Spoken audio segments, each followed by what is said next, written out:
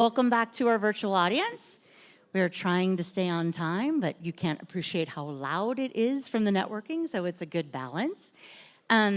This is a quick little fireside chat. And when we talk about AI and the disruption and so many changes that are going on with businesses, it only felt right to talk about the M&A element of it. And I'm sure a lot of you, especially dealing with data, are called in when it's time for the due diligence and what's going on then. But I want to take us back a little bit, and this is Kevin Brown from Anchin.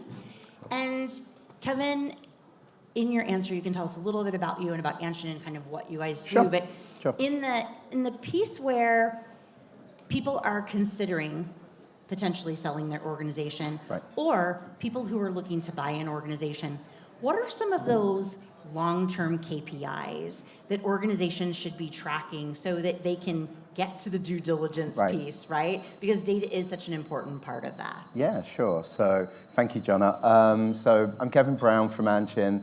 We're a US accounting professional advisory firm. I head up our international tax practice. So we help a lot of businesses with both their expansion in Europe and back into the US or from US and overseas.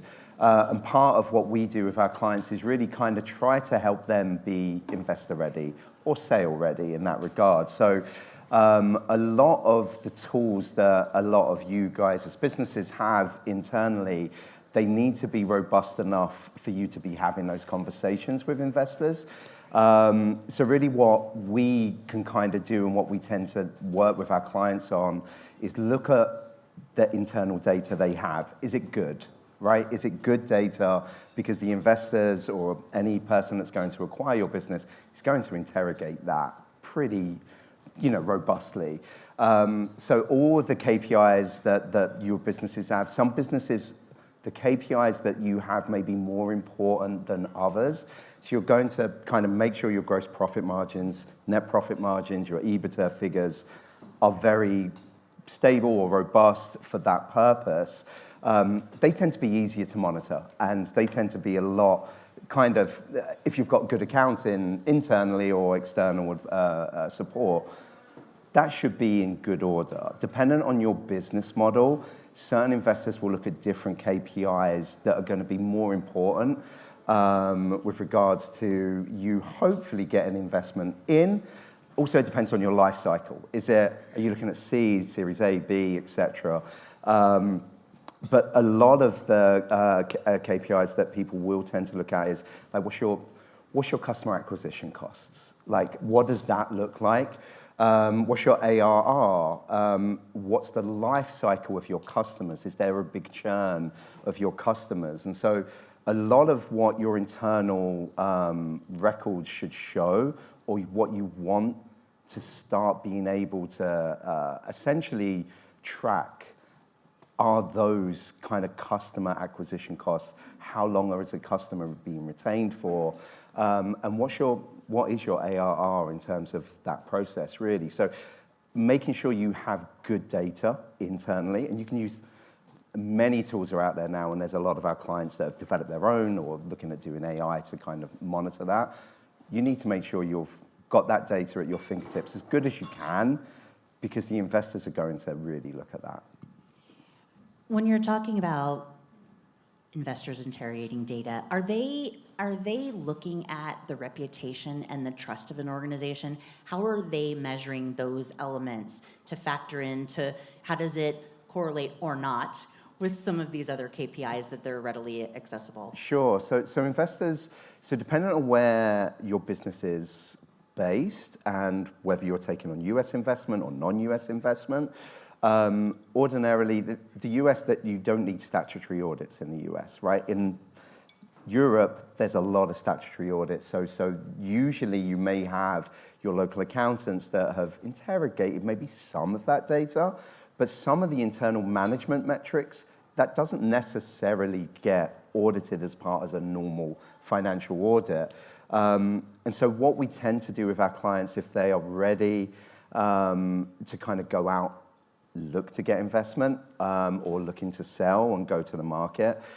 Really what we want to do is we want to do our pre-due diligence before you put all of that data in front of the investors. So I guess in answer to your question, John, the investors will hope that, or maybe expect, maybe not hope, they'll expect for you to have done your homework and kind of got ready. Now, there's always going to be something they find. They're looking for holes.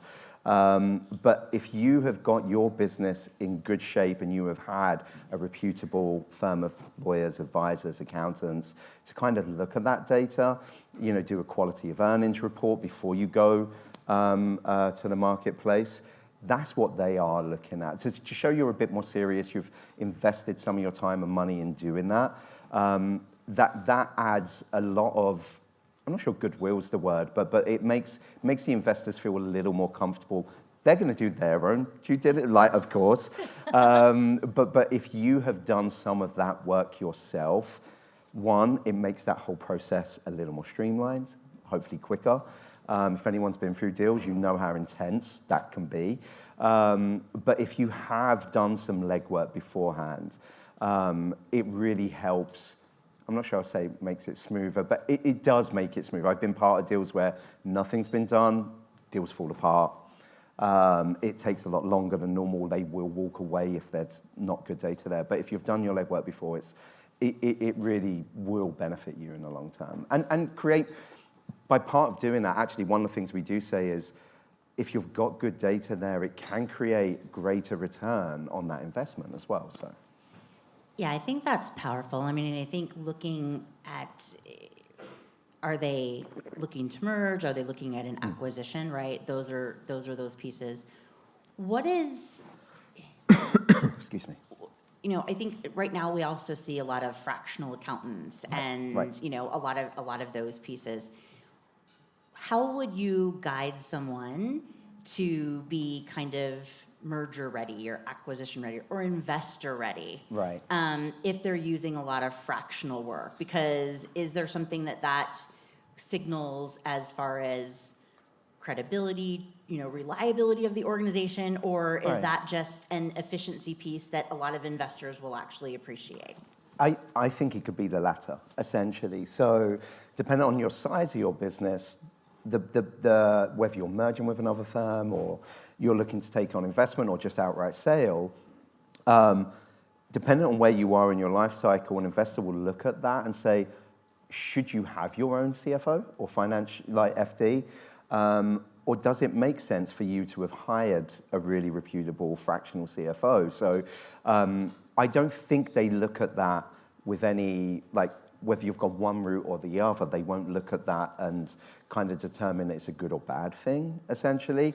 What they will look at is how reputable are the people and how good are the people that you are using, both internally and externally, to determine whether actually you have good data, in essence, and whether it's actually good. But many of our clients use fractional CFOs. There's many good firms across the whole world that can help you do that. And actually, many of our clients will pull in a fractional CFO as part of this process because they may have an FD or they outsource a lot of their accounting work in their host country. And therefore, what we would potentially say is look to bring in someone on an interim basis because it will be cheaper than paying all the different professional advisors, essentially.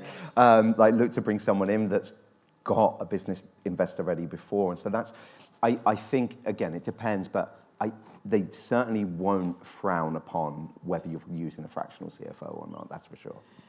Important to know, because I do think that there are certain attitudes, right? And yeah. I think this group is always looking at broad data sets and attitudinal data to be able to factor that in. One of the reasons I wanted us to have this chat, obviously you're very clever, so that was the easy reason. I'm not sure about that. But the other reason is, a challenge for a lot of our members and the delegates who are trying to make sure that they are looking at data aligned with the businesses, right? So not right. just from a comms perspective, although that's driving a lot of that through the funnel, but looking at it from a business perspective. So when there's a challenge, right? Asim asked a question earlier. How do we get this data that they say is proprietary or that it's confidential? Help us to understand building the case of why that financial data needs to be part of comms reporting, of all reporting across the organization, Right. to make them a more valued acquisition, Okay. potentially as well. Help us understand how to tell that story. I will try. I will try. So I do think that very crassly, as I'm sure most of you will know, the investors, they will look at your comms data, they will look at all of that internal data that you have, whether it's proprietary or not, in your organization. They care about the financials first and foremost. That's it. That maybe not just, but that is 80-90% of what they're looking at. They want to know whether this is a viable investment and whether your internal data is, one, accurate, but two, what does that data look like for their purposes and their own internal views of what they want to do with your business, essentially, as they look to invest in you. So really, as we look at deals and you go through due diligence process, there's many elements of the DD process, but anyone who's been part of it, the one that takes the most and that they put most credence on is that financial DD, in essence. So as they look at that internal data that you have on your finances, they will interrogate that more than anything else they look at, essentially. And they will usually, as anyone, like on the investor side, they usually will have a Big Four as part of their process. They have all the Big Four that I've dealt with on the other side when it's a buy-side issue.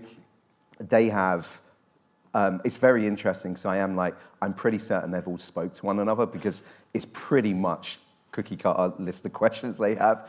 But it is pages and pages and pages and reams of questions that they will go through as part of their own internal financial due diligence that they then report back into those investors. And so if you can imagine what the Big Four look at, the Big Four usually do deals on public companies. And so these list of questions they have and what they go through is intense, it's long. And some of them just have no relevance to small, medium-sized, privately owned businesses, but they will still ask all of these questions and they will expect us to have answers for our clients. So that whole financial DD, I would say if we look at the costs that are incurred both on our side, on the sell side, as well as on the buy side, probably ignoring your investment banks, ignoring that and what they take. Let's set those over here. Put them over there, ignoring what they take out of any deals.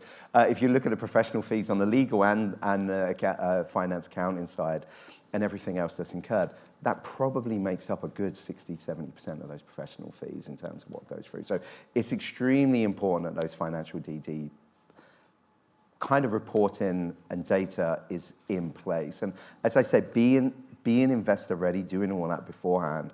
One, oddly, you may have incremental costs ahead of time that you feel may be a cost that's not worth bearing right now, but actually you will save time and money by doing it ahead of time, because if you're scrambling at the 11th hour to work out data, work out issues that you have internally, then those costs are going to ramp up both on the legal side, accounting side. That will be difficult. And also, the optics do not look good. Yeah, that's probably how a lot of those deals fall apart, Yes, right? exactly. For these pages and pages of questions, do you all have that you know that you're going to work through? I mean, is there a preparation?